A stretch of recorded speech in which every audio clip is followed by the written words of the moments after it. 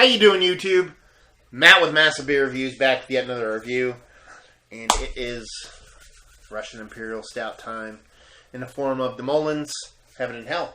Haven't had this Molen beer yet in my life. Had quite a few. Can't remember all their names. Some are in English, some are in other languages I do not know. But for the most part, I've been a big fan of the beers that I have done from them. Some are a little bit off, but they were quite old, so it was could have been an age thing. A couple of them gushed like crazy too, so yeah, you never know what you have in store when you're drinking a Molen, so that's kind of cool. Because there you go, it's all about not knowing. Anyway, as far as what it says in a bottle, Heaven and Hell, original handcrafted beer. Let's see here, 92.5 EBU instead of IBU. Ingredients: water, pale chocolate, smoked cara, whiskey, and roasted barley malts, wheat, Saldek, and Saldek bitter, late. So, you know what I mean. Beginning of the boil, late end of the boil. Yeast is top fermenting. Enjoy within 5 years. Keep cool and dark. Brewed and bottled by Brewery. Recommended drink with temperature 10 degrees Celsius. I don't know what that means. Please drink responsibly. Bottled on, see back label. 10.2% alcohol by volume. Brewery de Molen. And on the back, imported information, government warning stuff. In August 2013. Just a couple months under 2 years old. Excuse me. So not too bad. Wish it had a little bit more age on it, being a Russian Imperial Stout, but can't have everything in life, can you? Label-wise, I love the Molen's labels. They're so ghetto. They're so ghetto. They're the ghettoest labels on the face of the planet. So, something about that just tickles me pink. So there you go. I'm a fan. So, that did not make a single noise other than the cap falling when I cracked that sucker. So let's see what we got. Not the darkest Russian Imperial Stout I've ever seen. And I don't think I am going to get 1 ounce of head out of that. So it's a little bit scary. Considering it's only 2 years old, you figured to get a little bit of something. Like I said, the Molen beers, I've had some of them gush like crazy to the point where I just pop the cap and the thing goes everywhere. So, again, I'm not going to be surprised anytime I open one up. Just it kind of gained just a microcosm of head after the pour, which looks about coffee colored. Other than that, you know, it looks dark. Yeah. I mean, it does have the ever so slightest bit of carbonation. Decent kind of legs holding up there for 10.2%. But, yeah. Sometimes that carbonation thing can be a little bit weird or a precursor of badness. So we'll see what happens. So, I mean, it looks like a Russian Imperial Stout. Let's see what she smells like.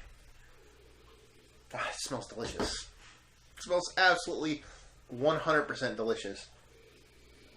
Crazy amount of coffee. Like, crazy amount of coffee. Almost smells like 3 different kinds of coffee. It smells like espresso, regular coffee. It's just all over the place. Deep, rich, powdery baker's chocolate. Not even like a super sweet chocolate. Almost like a dry chocolate.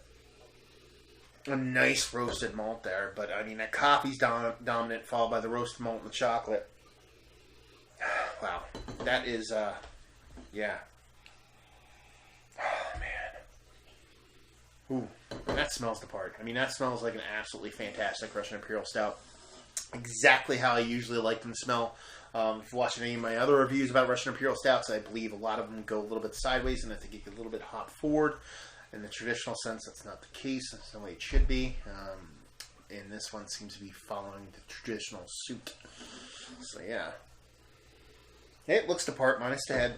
Smells the part, 100%. See if she tastes the part. Cheers.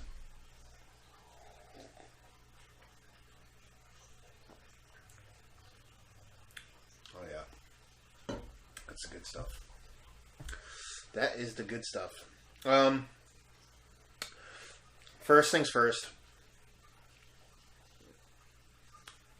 it's dry, which isn't bad because it's not almost like a dry coffee bitter dry to it as opposed to like a hop dryness. No, like I said, I'm not huge for my hops, my Russian Imperial Stouts. So sometimes it's a little bit off-putting, but it tastes more from like a coffee base or a malt base as opposed to the hop itself. Roasted barley malts, that smoked malt, that's where it's coming from. Now, there's a little bit of a dryness there, probably from that smoked malt. So that's the first thing I get right out of the chute.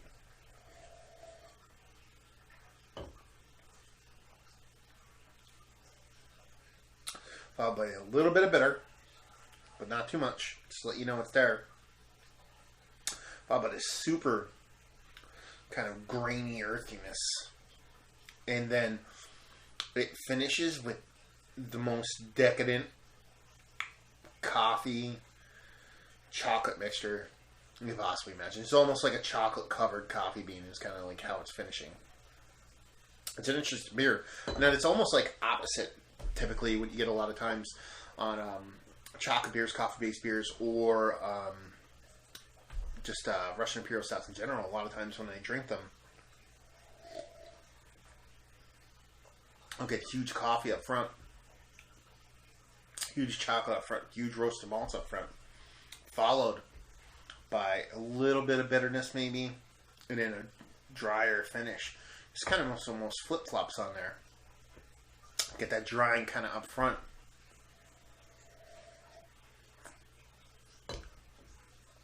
Followed by a just slight tinge of bitter. And almost when you swallow it, it finishes. It's not super thick, so it's finished a little bit thin, and you're like, okay, I don't think there's too much of this beer. And then bang, it starts to just build after the finish, and you just get this crazy lingering coffee and chocolate. It's just kind of out of this world, combined with that roasted malt. It's a really wonky beer, and then it's kind of opposite of what I'd expect it to do. I dig it. I absolutely dig it. It's just a weird one, I guess you'd say. Yeah, not too shabby of a beer. I don't know what to think of it, just because of how opposite it is of what Russian Imperial Stouts are. But like I said, it's cool. Rating wise, I give it an 87. Just wish it had a little bit more sweetness to it, just to kind of balance out that dryness from the start. I think that it's kind of the only negative I would throw at it. That little bit of dryness is like overpowering for me, and that's just my own personal preference. A little bit too drying for me, but that finish with that coffee and chocolate is absolutely beautiful. And a little bit thicker body on it. It's not the thickest Russian Imperial Stout you can possibly imagine. Not that you want to be scooping it out of there, but could do with a little bit more body. So yeah, 87 overall. Value and availability. The Molen stuff, hit or miss in my area. Really don't find it often, so I'm going to give it a 4 on a availability scale. Value, $10 I paid for that bottle. I'm going to give it a 5 on a value scale. I would like this to be in the $5 to $6 range. Excuse me. It's really nice beer. No qualms that I bought it at $10. I'm absolutely happy with what I bought for $10. But I want to buy it again, and at that price point, I don't think I will. And that's the only probably biggest negative of the whole thing. It's just a little bit priced askew. The Molen stuff runs expensive in general, so it is what it is. But again, it's northeastern Pennsylvania. Your mileage may vary when it comes to cost, but for me, just a little bit too high. So there you go. 87 overall, medium, middle score on value and availability. Just a nice Russian Imperial Stout that kind of just flips the script a little bit. If you're into a traditional sense of Russian Imperial Stout, not too hop forward, and you like a nice, deep, rich coffee to it with a dry, not overly sweet baker's chocolate, dark baker's chocolate to it, this would be the boy for you. If you want something just to kind of see how things are different, to kind of flip the script on how, like I said, it's just opposite of what typically beers are as far as how the taste goes. It's kind of goes opposite, which is kind of cool. Definitely be something worth checking out if you're into good beer. I think the Molen in general is a pretty bang on freaking brewery. So yeah, there you go. Another review in the books. Hope you guys enjoyed the review. If you did or didn't, somewhere in between, please leave a comment in the comment section below and like and subscribe and all that fun stuff. And if you'd like to check us out anywhere else on the internet, you can. Facebook, Twitter, Instagram, Untapped, Massive Beers in all 4 of those places. And yeah, another review down. So hopefully you guys enjoyed the review. Hopefully you're enjoying a nice Russian Imperial Stout right now. And hopefully see you next time. Cheers.